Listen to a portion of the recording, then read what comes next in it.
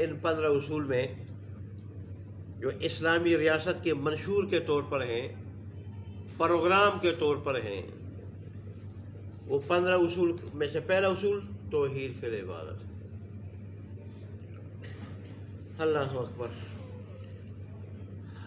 اللہ نے اس عقیدے کو جگہ جگہ قرآن میں بیان فرمایا ہے، اور اللہ کا جو نبی آیا ہے سب سے پہلے اس نے اسی کی دعوت دی ہے کہ اللہ تبارک و تعالیٰ کے سوا کوئی عبادت کا لائق نہیں۔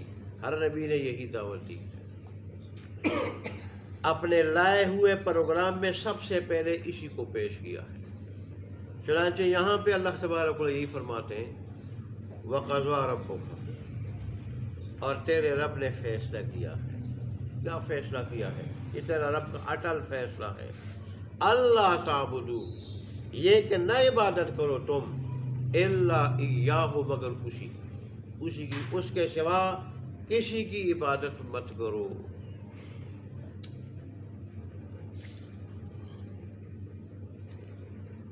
یہ تو پہلا اصول ہے۔ دوسرا اصول کیا ہے؟ وَبِالْوَالِدَيْنِ إِحْسَانًا، والدین کے ساتھ اچھا سلوک کرنا، شفقت سے پیش آنا، ادب سے پیش آنا۔ اس لیے کہ دنیا میں سب سے پہلے قرب انسان کو والدین کا نصیب ہوتا ہے، سب سے پہلا قرب، اور پھر انہی کی گود میں یہ پرورش پاتا ہے، اور یہ پلتا ہے، اور وہ اس کو بڑا کرتے ہیں، پالتے ہیں، بڑا کرتے ہیں، اور اس کے وجود کے ظاہری سبب ہے۔ حقیقی سبب تو اللہ کا حکم ہے، لیکن ظاہری سبب والدین ہے۔ اور پھر ظاہر ہے والدین انسان کو بڑے پیار محبت سے اور دل سے پرورش کرتے ہیں، پالتے ہیں، اور بچپن میں اس کی، بلکہ اگر میں یوں کہوں اس کا ہر نخرہ پورا کرتے ہیں تو بالکل بجا ہوگا، ہر نخرہ پورا کرتے ہیں، اس کو خوش کرنے کے لیے کوئی کسر چھوڑتے نہیں ہیں۔ تو اس لیے اللہ تبارک و تعالیٰ نے فرمایا کہ میرے حق کے بعد اگر حق ہے تو وہ والدین کا حق ہے۔ لیکن اللہ تبارک و تعالیٰ کتنا عدل والا کہ اصل حق تو اللہ کا ہے ہمارے اوپر، اس سے بڑھ کر کوئی اور نہیں، اور اس سے بڑھ کر کسی اور کا حق نہیں کہ وہ ہمارے وجود کا حقیقی سبب ہے۔ ہمارا وجود اللہ کے حکم سے اور اس کے دینے سے ہمارا وجود ہوا ہے۔ پھر وہ جہاں پیدا کرنے والا حقیقت میں پالنے والا ہے، کہ والدین کو وہی دیتا ہے جو ہمیں دیتے ہیں۔ وہ رب ہے، خالق ہے، مالک ہے، رازق ہے، تو اس نے جہاں پہلا حق اپنا رکھا، پہلا حق، تو دوسرا حق اس ہستی کا، ان ہستیوں کا رکھا جو اللہ تبارک و تعالیٰ کے بعد ہمارے وجود کے ظاہری سبب ہے، اور ظاہری طور پر ہمیں پالنے والے، ہماری پرورش کرنے والے ہیں۔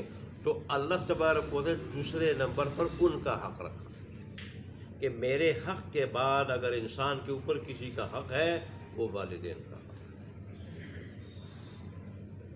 اللہ اکبر۔ پھر والدین کے ساتھ اچھا سلوک کرو۔ والدین کافر کیوں نہ ہو، مشرک کیوں نہ ہو، شرک اور کفر میں ان کی بات نہیں ماننی اگر اس کا حکم لیں۔ دین کے خلاف کوئی بات کہیں تو اس میں ان کی اطاعت نہیں ہے۔ لا طاعۃ لمخلوق فی معصیۃ الخالق، کہ اللہ کی نافرمانی کسی کی کہنے سے جائز نہیں، لیکن دنیا میں رہتے ہوئے والدین اگرچہ کافر ہوں، مشرک ہوں، ان کے ساتھ اچھا سلوک کا معاملہ کرنا چاہیے۔ حضرت ابوبکر صدیق کی بڑی بیٹی حضرت اسماء رضی اللہ تعالیٰ، ان کی والدہ جن کو حضرت ابوبکر صدیق انہوں نے طلاق دے دی تھی، تو ابھی تک شرک پہ اور کفر پہ تھی، مسلمان نہیں ہوئی تھی۔ صلح حدیبیہ کے موقع پر مدینے آئی تو حضرت عائشہ صدیقہ رضی اللہ تعالیٰ عنہ نے رسول اللہ سے پوچھا کہ میری ماں آئی ہے، کیا ان کے ساتھ میں صلہ رحمی کر سکتی ہوں؟ اس نے فرمایا ہاں بالکل صلہ رحمی کرو، انہیں کچھ دو، کپڑے دو، کرایہ دو۔ صلہ رحمی آپ والدین کے ساتھ کر سکتے ہو اور کرنا چاہیے، اس کا حکم ہے اگرچہ وہ کافر ہو۔ مولانا عبید اللہ سندھی رحمۃ اللہ کے بارے میں آتا ہے ان کی والدہ سکھ تھی، سکھ، لیکن جب وہ دارالعلوم دیوبند سے فارغ ہوئے تو والدہ کو اپنے پاس بلا لیا اور بڑی خدمت کی، بڑی، یہاں تک کہ بعض اوقات وہ مارتی اور پیٹتی ہوتی تھی لیکن آپ اس کو بھی برداشت کرتے تھے، اس کو بھی برداشت کرتے تھے اور بڑی خدمت کرتے تھے۔ یہاں تک کہ ایک مرتبہ اس نے کہا کہ میں نے اپنے سکھ مذہب کے مطابق کہیں گائے دینی ہے، تو اب ظاہر بظاہر تو یہ ایک معصیت کا گناہ کا کام تھا، جائز نہیں تھا، لیکن بیٹے کو کہا کہ میرے لیے گائے خرید کے دینی، تیرا اگر یہ مذہب نہیں میرا تو ہے، تو انہوں نے گائے خرید کر دے دی اور بڑی خدمت کی والدہ کی۔ رسول اللہ صلی اللہ علیہ وسلم اور پھر والدین میں والدہ کا حق زیادہ ہے، 3 گنا اس کا حق زیادہ ہے۔ جیسے ترمذی کی روایت میں آتا ہے، ایک آدمی نے پوچھا رسول اللہ سے کہ میرے اوپر والد کا حق زیادہ ہے حسن سلوک میں، شفقت کے ساتھ پیش آنے میں، ادب کے ساتھ پیش آنے میں، یا والدہ کا؟ تو انہوں نے فرمایا والدہ کا۔ نے پھر پوچھا والدہ کا، تیسری مرتبہ پھر پوچھا والدہ کا، چوتھی مرتبہ پھر ارشاد فرمایا والد کا۔ اور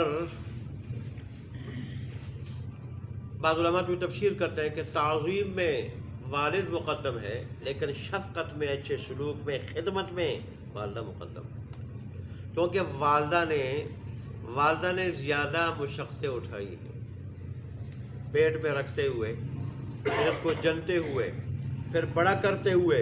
آج کل پیمپر ایجاد ہو چکے ہیں، پہلے تو پیمپر نہیں تھے۔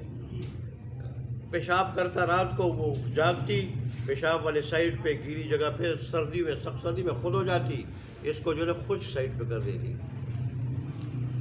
اور کبھی رات کو جب وہ اسی وقت سوئی ہوتی تھی، آنکھ لگی ہوتی تھی، اس بچے کی وجہ سے وہ رات کو آدھی رات تک نہیں سو سکتی تھی، لیکن اس وقت جب آنکھ لگ جاتی، بچہ رو پڑتا تو وہ اٹھ جاتی، اور اگر اس کو پیشاب پاخانے کی ضرورت ہوتی تو لے جاتی بڑے پیار سے۔ تو اس کی مشقتیں زیادہ ہیں، اس لیے رسول اللہ نے فرمایا کہ خدمت میں اور اچھے سلوک میں اور شفقت میں والدہ کا حق 3 گنا زیادہ ہے۔ آج کل تو بہت سارے بدبخت ایسے ہیں کہ وہ والدین کو آگے آ رہا ہے کہ والدین اگر تمہیں غصہ بھی کرے، ڈانٹے بھی، تو اف تک نہیں کرنا۔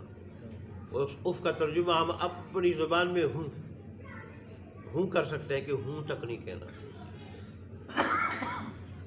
جیسے ہم کوئی زیادہ تنگ کرے، ہم کہتے ہیں ہوں کرتے ہیں نا، کہتے ہیں یوں بھی نہیں کر سکتے، اس سے بھی روکا ہے۔ اور ہم کیا کرتے ہیں آج کل تو گالیاں دی جاتی ہیں، پیٹا جاتا ہے، ان کو نکالا جاتا ہے، بعض بدبخت والدین کو قتل کر دیتے ہیں۔ ایک تصویر میں دیکھ رہا تھا کہ ایک آدمی نے اپنی سوتیلی والدہ کو ایک میلے میں 800 روپے میں بیچ دیا تھا، اور اگر والد دوسری شادی کر لے تو دشمنی ہو جاتی ہے، تو وراثت میں اوروں کو کیا کر لیا، شریک کر لیا وراثت میں۔ تو اللہ نے فرمایا کہ میرے بعد اگر حق ہے والدین کا، میں اگر تمہارے دنیا میں آنے کا حقیقی لانے والا ہوں تو وہ کیا ہے، ظاہری اور مجازی سبب ہے، لہذا میرے بعد ان کا حق ہے۔ اچھا آگے پھر کیا ہے، اما یبلغن عندک الکبر، اگر پہنچ جائے تیرے پاس بڑھاپے کو، احدہما ان میں سے ایک، او کلاہما یا دونوں، فلا تقل لہما اف، تو مت کہو ان کے واسطے اف تک۔ بڑھاپے میں چچڑاپن پیدا ہو جاتا ہے اور پھر خواہ مخواہ وہ ڈانٹتے ہیں، غصہ کرتے ہیں تو فرمایا کہ اف ہوں تک نہیں کہنا. لیکن یہ بات ہم معمولی سمجھتے ہیں، معمولی سمجھتے ہیں نا، کہ اتنا نہیں کہنا.